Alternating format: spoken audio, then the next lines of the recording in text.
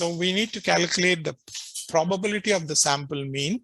So to have the value between 7.8 and 8.2. So could you understand the question? So the population mean is given, the population standard deviation is given, the sample size is given. So now we need to find out what will be the probability of the sample mean to have a value between 7.8 and 8.2.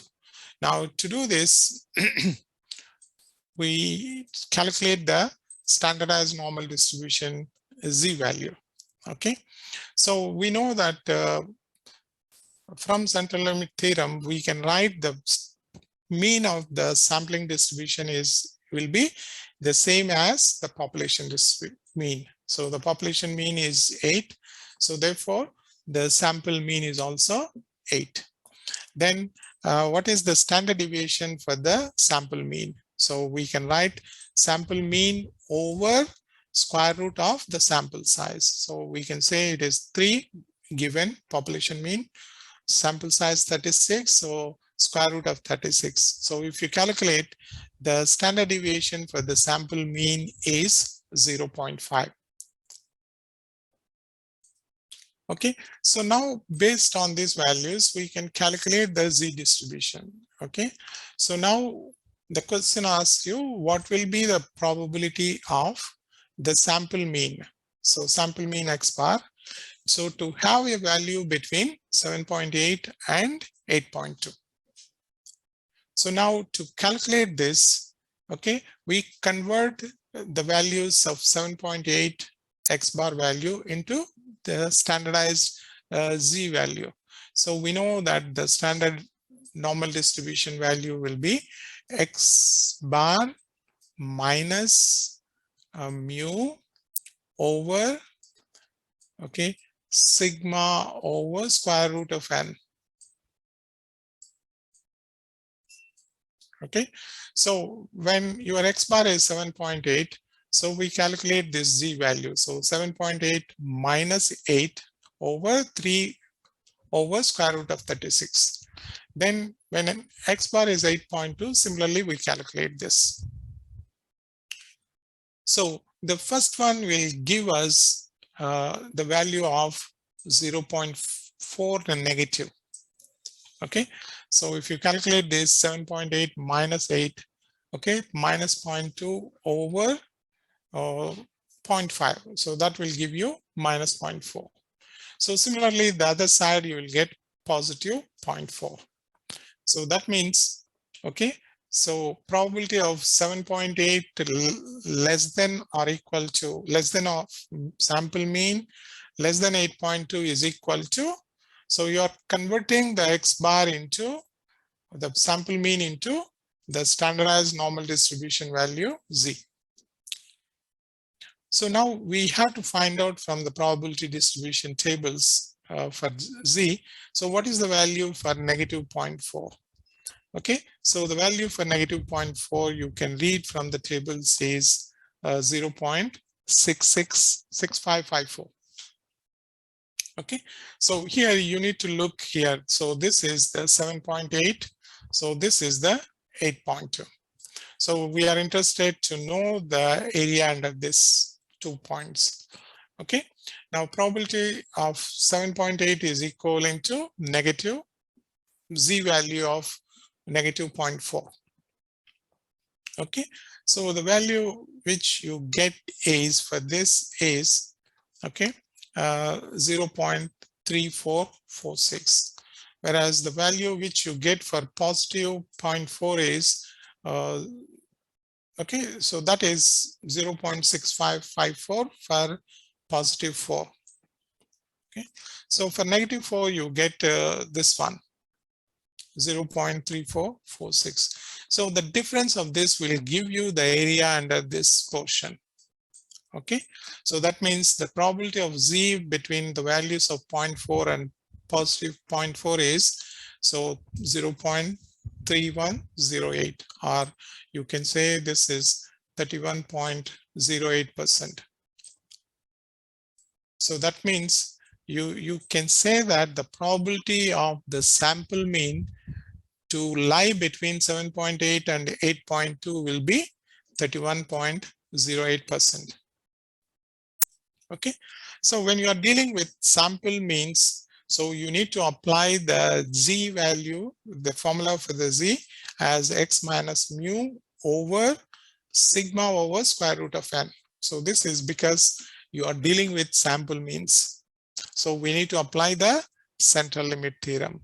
So what is central limit theorem? So simply the central limit theorem says the mean of the sampling distribution is equivalent to the population mean, and the standard deviation for the sampling mean is equal to standard deviation for the population over square root of the sample size. All right. So otherwise, exactly all the calculations will be similar to what we have done for normal distribution. Okay, so for normal distribution and sampling distribution, so you need to apply the central limit theorem. So that is this. All right, I pause here for a minute. Any questions? Let me know.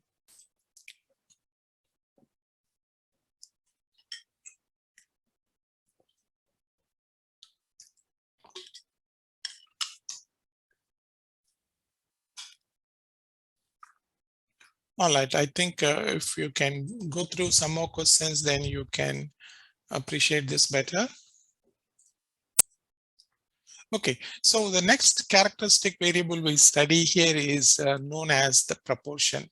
So sometimes, okay, the data will give no clue to calculate mean. So when there is no clue to calculate mean, we can calculate another characteristic which is known as proportion. So we use, this is something comparable with mean, okay, but we can have proportions for population. So the symbol used in this slides are pi, whereas the same thing when you are using for sample, the symbol is small p. Okay, so what is proportion? So proportion is number of items in the sample, okay, over the sample size. So what is your interest? So for example, let us say your success rate. So when you are hitting a, let us say,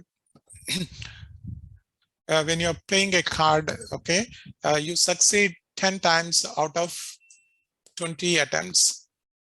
Okay, so then your success of proportion is 10 over 20.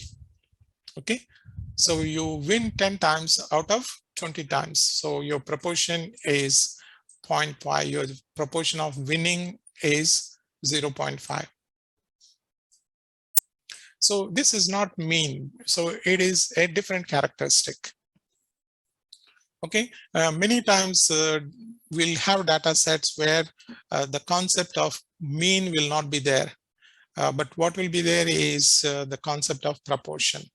So just like the probabilities, the proportion will be between 0 to 1. Okay, so the proportion will be approximately distributed as a normal distribution when your sample size is large. When the sample size is large, so the proportion is also normally distributed. Okay, so when you are doing the characteristic variable is not mean but proportion, so then we can apply the same logic like the mean. Okay, so we can apply for sampling distributions of your proportion. Okay, sampling distributions of your proportion P. Okay, so the population proportion is pi. Okay, so we can apply the central limit theorem even for this variable. So we can say that the mean of the proportions, okay, of the sample is equivalent to the mean, I'm sorry, the proportion for the population pi. Okay, so sample proportion is equivalent to the population proportion. So whereas the mean of the sample proportion is equivalent to the population proportion. So whereas when you deal with the standard deviation, so we need to apply the central limit theorem. So here the formula becomes, so we know for central limit, for sample mean, so we can write sigma over square root of n. But when we are dealing with proportion, so it is pi into 1 minus pi over n under root. Okay, so that means the standard deviation for the sampling proportion is equivalent to, so population proportion pi into 1 minus pi over the sample size, the entire thing under square root. So this is the central limit theorem as applied to the proportion. Online. So we can look into some questions related to proportion. So how to calculate the z value for proportion? So the z value for proportion for your samples, so we apply this. So, you know, for sample mean, we calculated x minus mu over sigma over square root of n. So this is the z value for the sample mean. So we can say x bar minus mu. Now the same formula for proportion p. Okay, so where p is the proportion for the sampling distribution. So p minus pi. Pi is equivalent to the proportion for the population. So pi is for population proportion and p is the proportion for the sampling distribution. So to calculate the z variables or z statistic, so we have to take the difference p minus pi over, so pi into 1 minus pi over n. So this is how we can calculate the z static for proportion. So you have only two formulas when we are dealing with sampling distribution. So one is for the proportion, the other one is for the sample mean. So sample mean, I just wrote, I write again.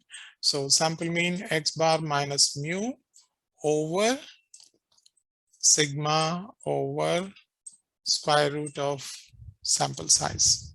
So these are the only two formulas in sampling distributions. Okay, when you are converting the values into the standardized normal distribution value z. All right, let us move into some examples here. So now this example reads, if the true proportion of voters who support a proposition A, so the population proportion is given. The proportion of the population is given as 0.4. So now you're asked to calculate what is the probability that a sample size. So you know the sample size 200. So it yields a sample proportion. So sample proportion is small p between 0.4 and 0.45. So for the population, we know the proportion is 0.4. So the pi value is 0.4. Then sample size is 200. Then we need to calculate the probability of the sample proportion P to have a value between 0.40 and 0.45. So that is the question. So we need to find out this probability of the proportion to have a value between 0.40 and 0.45. So now we calculate the standardized normal distribution value z. So first we calculate what is the standard deviation of the proportion. So pi into 1 minus pi over n. So that gives you 0.03464. Now we need to calculate the probability of the sample proportion to have the value between 0.40 and 0.45. So now we calculate the Z value. Okay, so the Z value is pi. Okay, we take this is P minus pi over, okay, so this value. So the value of this is sigma P is calculated as 0.0346. So P minus pi over the standard deviation of the proportion. So less than or equal to Z. Okay, you can calculate the other side using the proportion value of 0.45. Okay, so that means we can convert the proportional values into the Z static for both the lower limit of the proportion and upper limit of the proportion. So, you know, the first one is giving a Z value of 0. So the second one is giving a Z value of 1.44.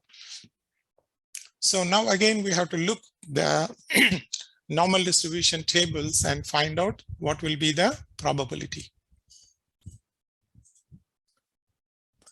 Okay, so you can see here, so probability of Z between 0 to 1.44. So you can look at the scale. So 0 means this one, the Z value is 0. So 1.44 is towards the upper tail. So you can say 1.44 is somewhere here. So we are looking into the area. Okay, so when you look for 0, the probability will give you 0.5. Okay, so when you are looking the probability of 1.44, so you will get the probability for 1.44 is, okay, so let us say this is 1.44. So the value which you can read from the probability tables for 1.44 is the entire area. Okay, so that is this 0.92551. Now from this, we need to subtract, okay, probability of 0. So probability of 0 means here. So we are only interested in knowing this area. So we are only interested in this area. So that means you have to subtract this, which is 0 value, and that value is because of symmetry, it is 0.50. Okay, so probability of Z between 0 and 1.44 will be, so 0.9251. So which is the probability for 1.44 minus 0.500. So which is the probability for Z is equal to 0. So if you do this, then you will get the value of as 0.4251. So that means the probability of the sample proportion to have a value between 0.4 and 0.45 is, okay, 42.5%. All right. Any doubt or any question on this?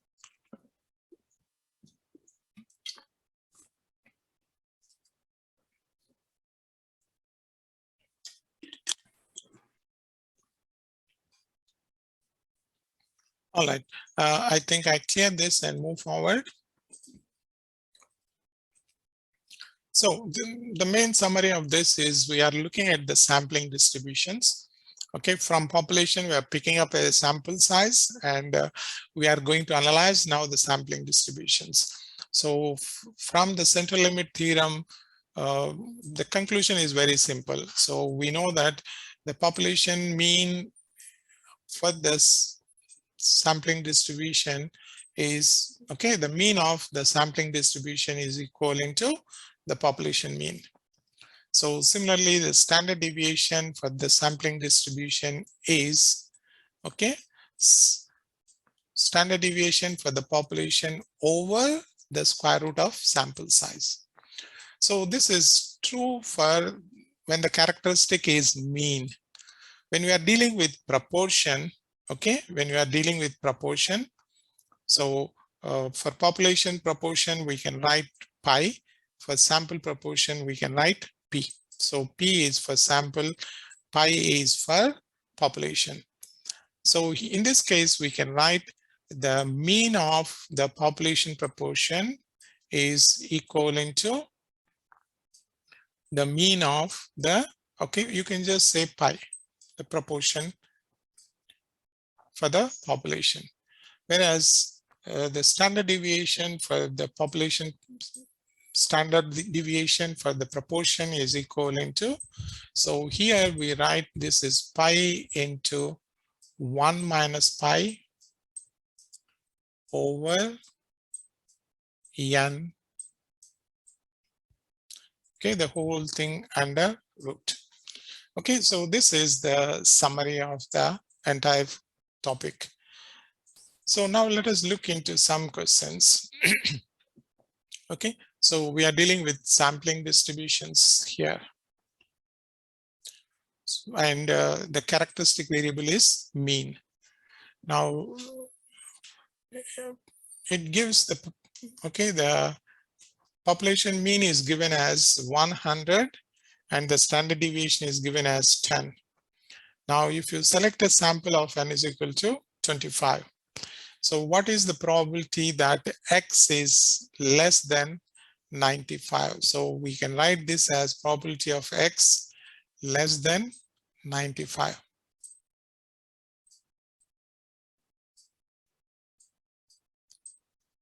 Okay, so for the next part, you can write the probability between 95 and 97.5.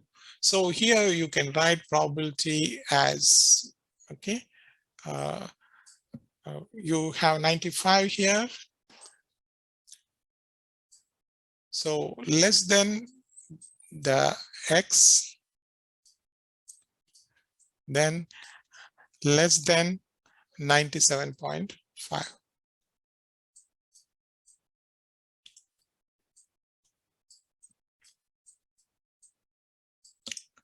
Okay, so in this, the part C, we have to write probability of x greater than 102.2.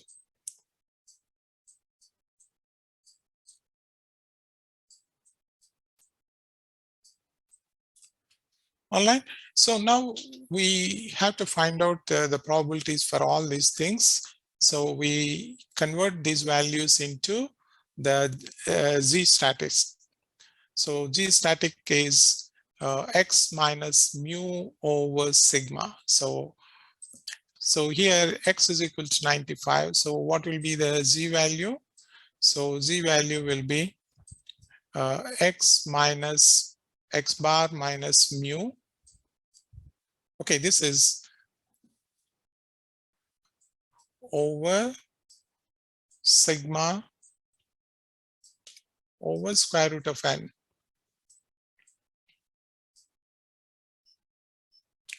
Okay, so we know mu is 100 and x bar is 95 in this case. So we can say, so this is 95 minus 100 over, so sigma is given as 10. So 10 over, so the sample size is 25, so square root of 25. So if you do this, 95 minus 100 is minus 5. Okay, so 10 over square root of 25 is 5. So 10 by 5. So 10 by 5 is 2. So minus 5 over 2. So that gives you negative 2.5.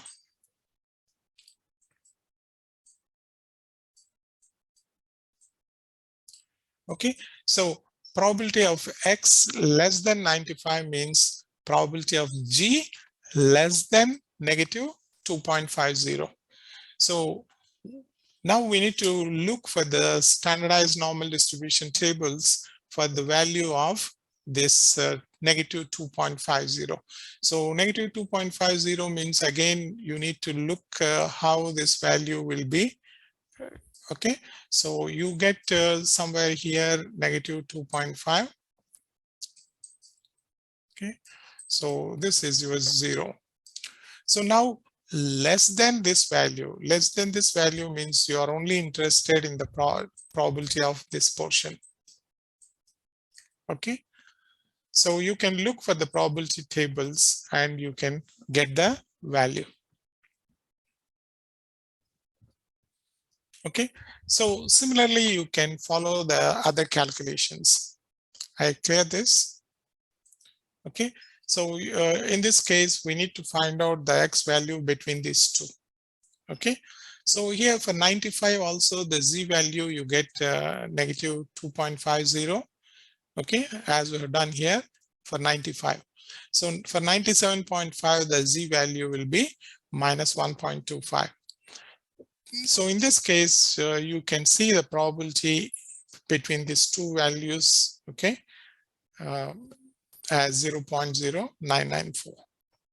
So similarly, when you're calculating probability of 102.2, x greater than this value. So once you convert this 102.2 into z value, so you get 1.10. So 1.10 again, when you look for 1.10, the probability tables, so you will get 0.8643. So, but again, you see that, so the greater than 1.10 means, so this is 1.10. So greater than means you are only looking this portion. So that means you need to subtract the value from the tables from 1. So that gives you 0.1357. All right, so like this, you can do the calculations for the one. Okay, I think we'll have some more time to complete this problem. So now, let us say this is from a national survey of student engagement. The average student spends about 15 hours each per week. Okay, every week he spends 15 hours preparing for classes. Okay, and yeah, all others for study purposes.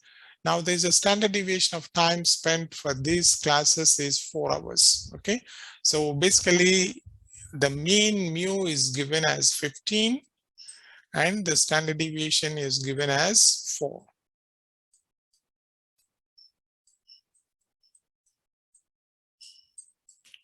Okay, now you're picking up a sample of 16 students. So your sample size you're picking up n is equal to 16.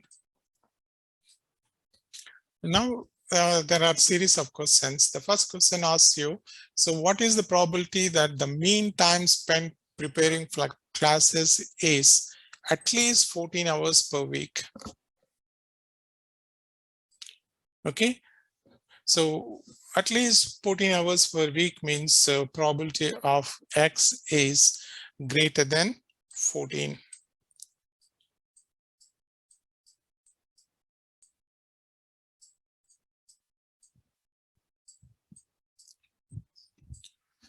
Then there is an 85% chance. So in this case, the probability is given as 0.85. Okay, so the z value is given 0.85. So we need to find out the sample size the variable x corresponding to the probability of 85% or corresponding to the value of 0.85.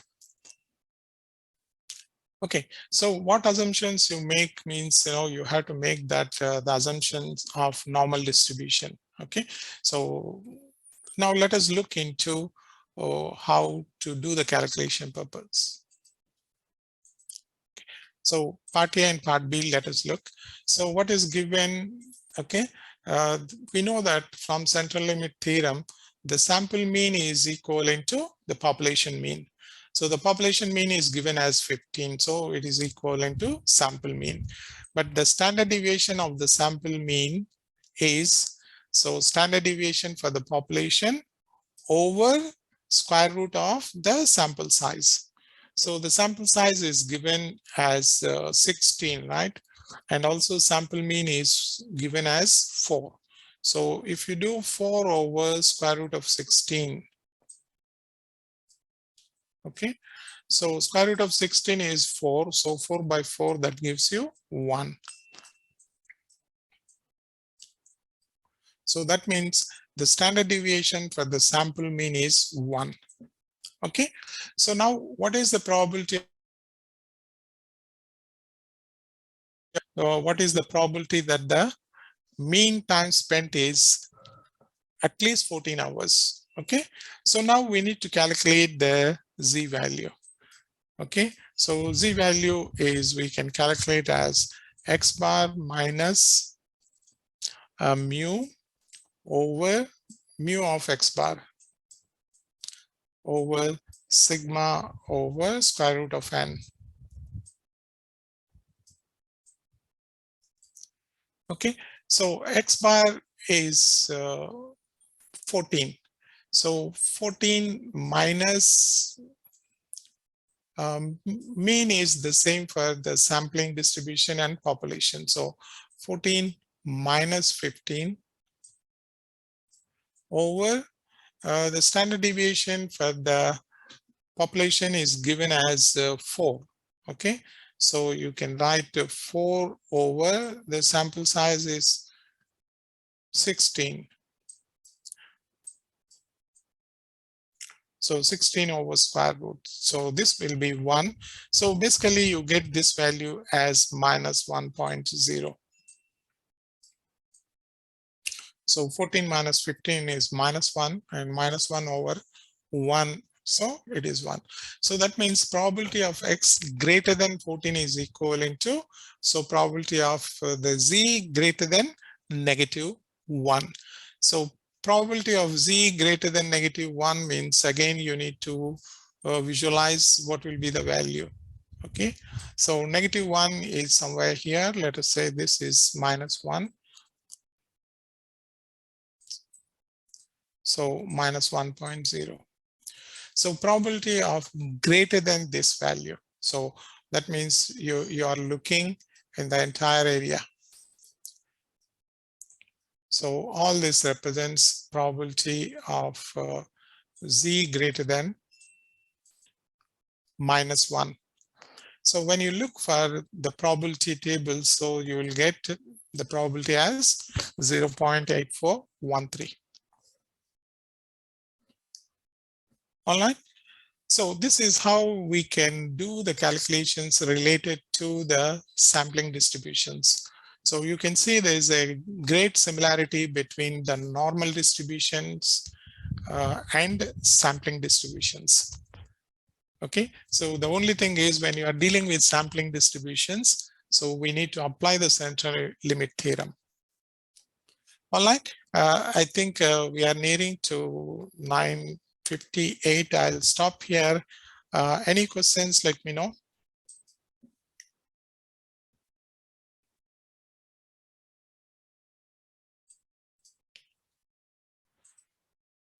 So tomorrow we'll be having the lesson in the campus, right? I believe all of you will be coming.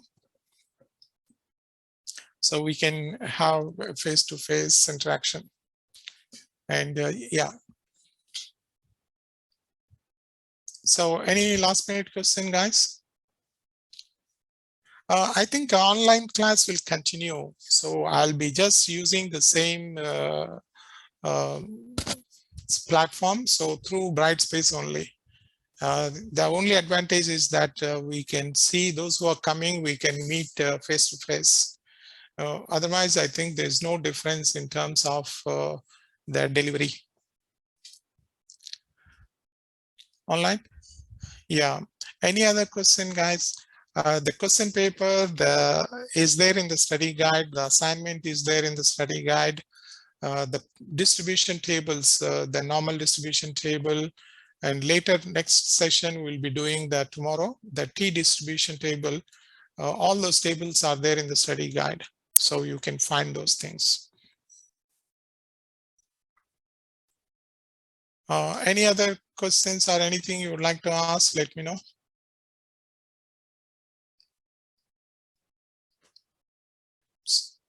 All right, I think I hope to see at least most of you tomorrow in the campus. All right, so then have a good evening or good night. See you all tomorrow. Okay, bye-bye, guys. Thank you all. Have a good night. All right, guys. So now I end the session for all of us.